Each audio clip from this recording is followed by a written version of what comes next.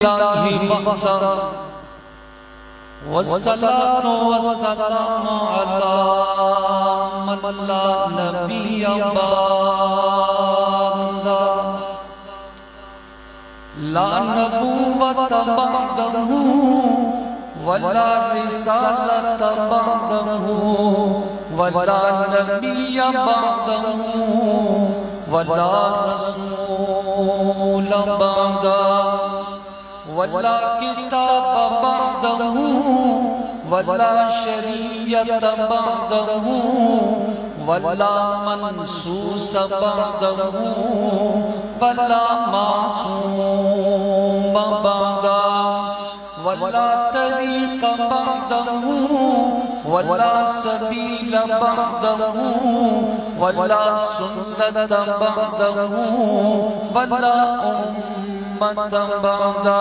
ونشهد أن لا إله إلا الله وحده ونشهد أن سيدنا وسندنا ونبينا ورسولنا وإمامنا محمد صلاة دائما إلى يوم الدين وعلى آله وأصحابه وأزواجه وبناته وعترته وأهل بيت خصوصا على أبي بكر وعمر وعثمان وحيدر ومعاوية ابن أبي سفيان. أعوذ بالله من الشيطان الرجيم. بسم الله الرحمن الرحيم. ولا تقولوا لمن يقتل في سبيل الله أموات بل أحياء ولكن لا تشعرون. قال رسول الله صلى الله عليه وسلم إن الله جعل الحق على لسان عمر وقلبه. قال رسول الله صلى الله عليه وسلم الحسن والحسين سيدا شباب أهل الجنة. آمنت بالله رب العالمين وبلغنا رسوله النبي الكريم. درود پاک اللهم صل علی سیدنا واجب التعظیم و تکریم گرامی قدر حاضرین اور سامعین، آج کا سالانہ یہ خوبصورت روح پرور پروگرام فلسفہ شہادت کے خوبصورت عنوان سے ہر سال کی طرح اس سال بھی اپنی تمام رونقوں کے ساتھ انعقاد پذیر ہے. سٹیج پر علماء کرام کی ایک کثیر تعداد ہے اور چند لمحوں بعد انشاءاللہ العزیز قائدین کی آمد کا سلسلہ ہوگا. وہ حضرات آپ سے مخاطب ہوں گے. میں اپنے مقررہ وقت پہ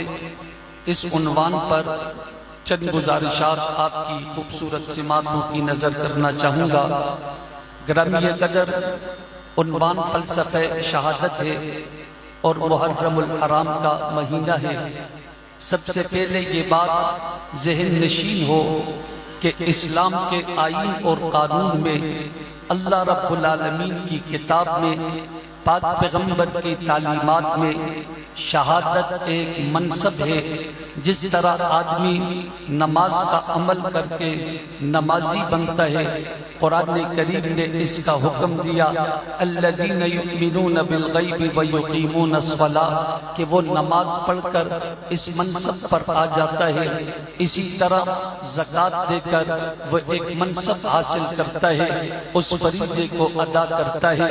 اسی طرح ایک آدمی حج کر کے حاجی بن جاتا ہے، یہ ایک منصب ہے اور یہ ایک عمل ہے. اسی طرح اسلام کے آئین اور قانون کے اندر شہادت بھی ایک منصب اور ایک نصیبہ اور ایک تمغہ امتیاز ہے. اس وجہ سے اللہ رب العالمین کے تمام پیغمبر جتنے بھی انبیاء علیہ السلام کو اللہ رب العالمین نے مبعوث کیا ہے، ان تمام کو رب کریم نے نے مقام نبوت عطا کیا ہے، مقام رسالت عطا کیا ہے۔ مقام نبوت اور مقام رسالت یہ اتنا بڑا مقام ہے کہ اس کی موجودگی میں کسی اور فضیلت اور عظمت کی ضرورت نہیں ہے، لیکن اللہ رب العالمین نے امام جلال الدین سیوطی علیہ رحمت کی تحقیق کے مطابق رب کریم نے انبیاء علیہ السلام کو مقام نبوت اور رسالت بھی عطا کیا،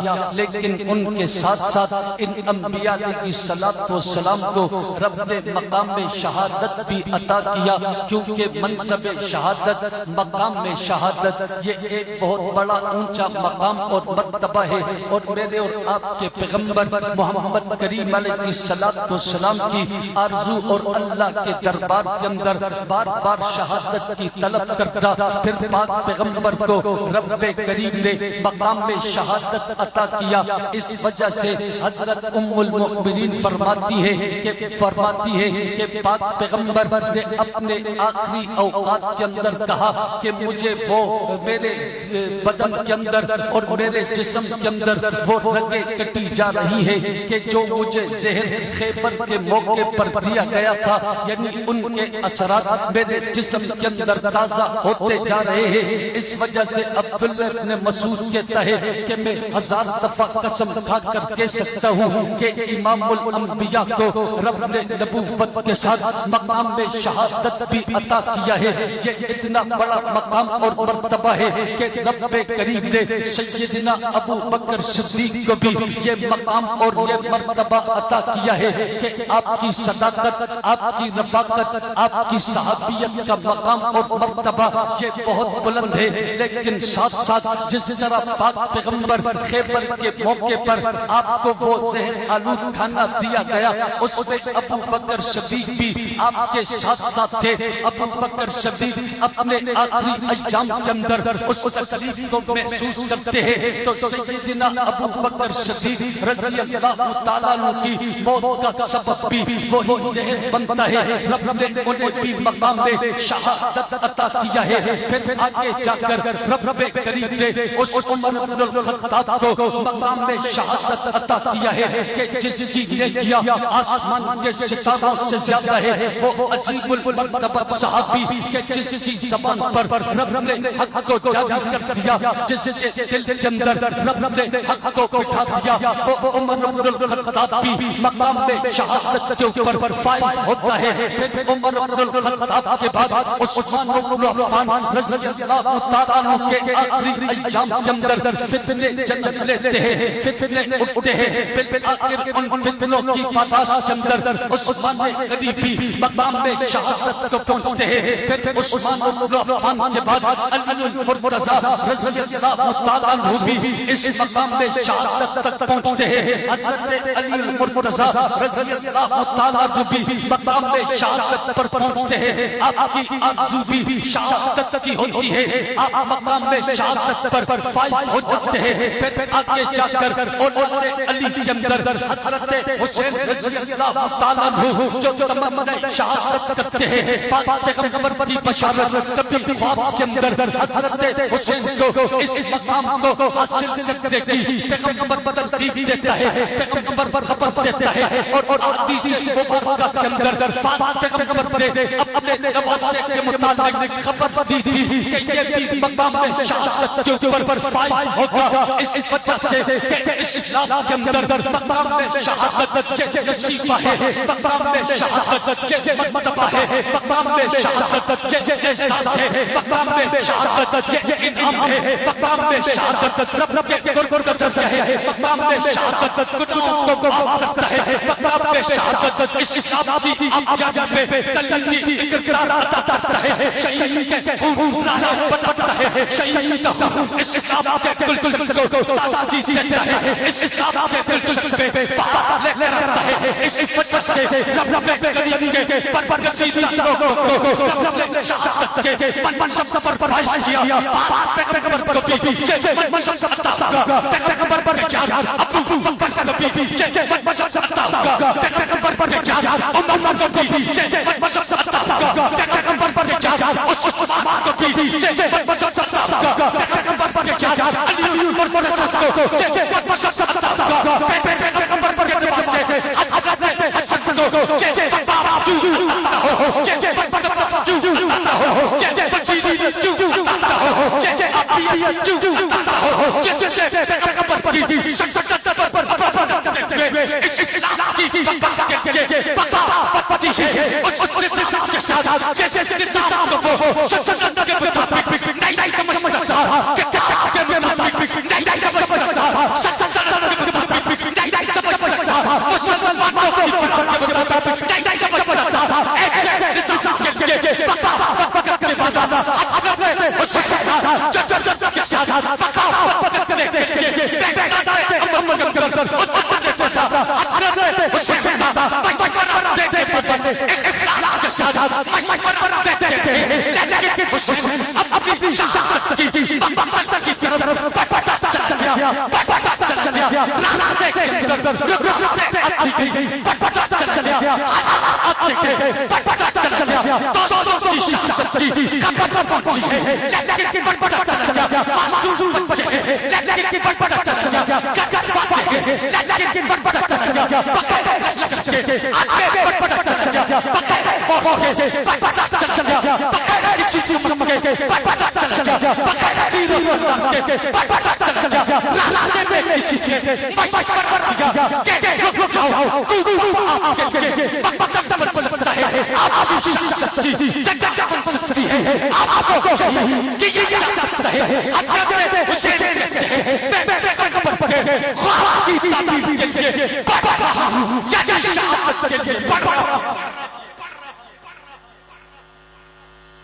یہ شہادت کا وہ جذبہ تھا جو حضرت حسین رضی اللہ تعالیٰ عنہ کو آگے بڑھتا رہا حضرت حسین رضی اللہ تعالیٰ عنہ آگے بڑھتے رہے پھر اس مقام پر آئے جس مقام پہ آپ کی شہادت ہوتی ہے میں تفصیل میں نہیں جاؤں گا میں صرف آپ کو وقت کے کربلا تو لفظوں میں سمجھانے کی کوشش کروں گا کہ دو امین واقعہ کیا ہے صرف حضرت حسین کے ساتھ بقا وقت کی تو تعین کی بلکہ ایک اور امین واقعہ ہے آخری ایام ہے عراق سے وفد آتا ہے وفد کہتا ہے کہ یزید کو خلیفہ بنا دیا جائے بنا دیا جائے کہ کوئی کوفی ہے جو ابھی واقعہ کے سامنے جیسے سفارش کرتے ہیں مطالبہ کرتے ہیں کہ حکومت کی بقا اسی کے اندر ہے سلطنت کی بقا اسی کے اندر ہے اسلام کی فلاح بہبود اسی کے اندر ہے مسلمانوں کا مفاد اسی کے اندر ہے کہ یزید کو ولی بنا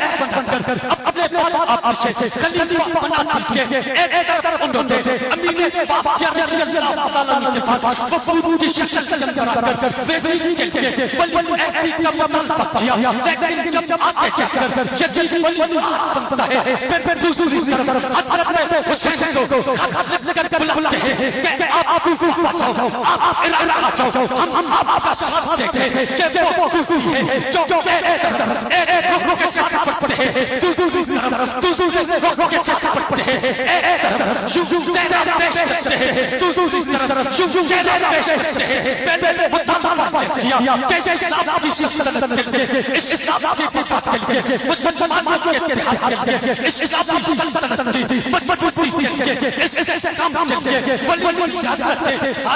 امین واقعہ سے مطالبہ کرتے رہے کہ یزید کو ولی بنا دیا جائے لیکن جب یزید تخت خلافت پر آتے ہیں پھر حضرت حسین کی طرف خطوط کا سلسلہ جمع لیتے ہیں حضرت حسین ان کے اس خطوط کو اخلاص پر مبنی سمجھتے ہیں کہ شاید اسلام کی بقا کہ یہ جنگ میں جیت جاؤ اور سلطنت کے اندر اسلام ہو جائے اور سلطنت قرآن اور سنت کے مطابق آگے بڑھتی رہے حضرت حسین ان کی سفارش پر جب کوفہ پہنچتے ہیں وہ 18,000 بیعت کرنے والے جتنے مسلم بالعقیدہ کے ہاتھ پر بیعت کی تھی کہ آپ حسین کو خط لکھ کر بھیجیں کہ کوفہ کے لوگ آپ کا ساتھ دیں گے کوفہ کی سرزمین آپ کا ساتھ بات کریں گی کوفہ کی دیوار آپ کے ساتھ ہے شاہ کا جوان بچہ آپ کے ساتھ ہے ہم سچائی کے خلاف بقا کے اندر آپ کا ساتھ دیں گے ککڑے پڑھیں گے ککڑ پڑھیں گے حضرت حسین کے لیے یہ خط لکھوایا گیا مسلم بالعقیدہ یہ خط لکھا کہ یہاں کے لوگ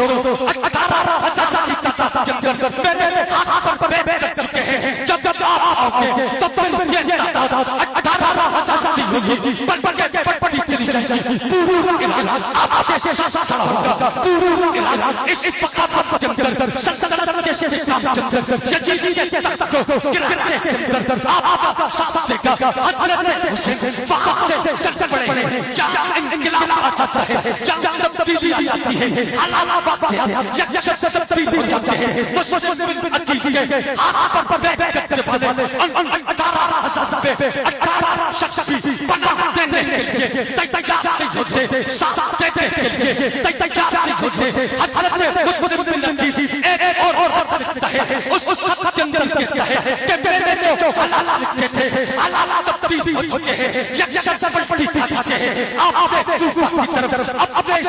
سفر کے ارادے کو ملتوی کر دیتا ہے۔ حضرت حسین یہ پیغام سن کر بھی مشورہ کرنے کے بعد بھی آگے بڑھتے ہیں، آگے بڑھتے ہوئے وہ مقام پر پہنچتے ہیں جہاں پر ہونے جیسی آگے بڑھتے مقام ایک ہزار لشکر کے ساتھ انتظام پہ کھڑا ہوتا ہے۔ حضرت حسین کی اس سے بات ہوتی ہے، اس سے گفتگو ہوتی ہے، مذاکرات ہوتے ہیں۔ ان مذاکرات کے اندر اس گفتگو کے اندر بہت ساری باتیں ہوتی ہیں، ان باتوں کے اندر ایک بات یہ بھی ہوتی ہے کہ آپ لوگوں نے خط لکھ کر مجھے بلایا، میں خود نہیں آیا تھا، آپ نے بلایا تھا، میں خود نہیں آیا تھا، آپ کے خطوط آئے تھے، میں خود نہیں آیا تھا، آپ کے وفود آئے تھے، میں خود نہیں آیا تھا، آپ کے سردار آئے تھے، میں خود نہیں آیا تھا، آپ کے سادات آئے تھے، میں خود نہیں آیا تھا، آپ کے کرتا میرے پاس خط لے کر آئے تھے، وفد کی صورت میں آئے تھے، چچا کی صورت میں آئے تھے، لہذا